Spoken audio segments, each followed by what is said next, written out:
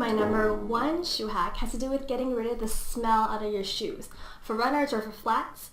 For instance, these ones are my favorite Abound leopard print flats, and they do get a smell sometimes. So a great way to get rid of that is using newspaper, crumpling it up, and putting it into the flat like this. And what happens is the newspaper really sucks up the stink and the smell in the shoe. So this is a really cheap and easy way to get that smell out.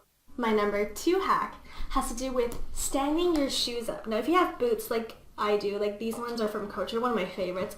They're leather boots and they're quite expensive, so I want to make sure that they kind of keep their shape and I want them to stand up. But you don't want to buy those super expensive shoe holders that keep them straight. You can make your own really easily. So the way you can do it is, if you have a bag, and for instance this is an Aritzia bag, and I just kind of cut it in half, like so, just cut it in half, and all you do is you fold it like this into sort of like a couple of times into a stand, sort of like that. So it's very sturdy, and all you do is you stick this in the boot, like so. And that makes your shoe stay up. And you don't have to go buy really expensive shoe holders at all. You can just use old paper bags that you get from shopping, cut them in half and fold them and stick them inside your shoes, and there you go. Cheap and recyclable shoe holders. And these work with all types of boots. I have them with my other boots here, which are these ones, and the same thing goes with this. Just old bags that I put together and fold it and then just stuff in my boots.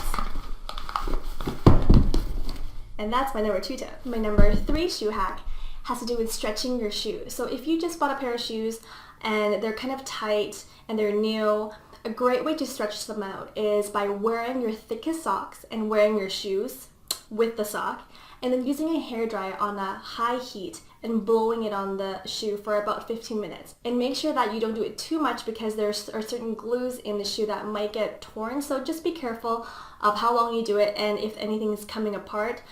For vintage shoes you definitely want to be careful, but for newer shoes this is a really great trick to stretch them out.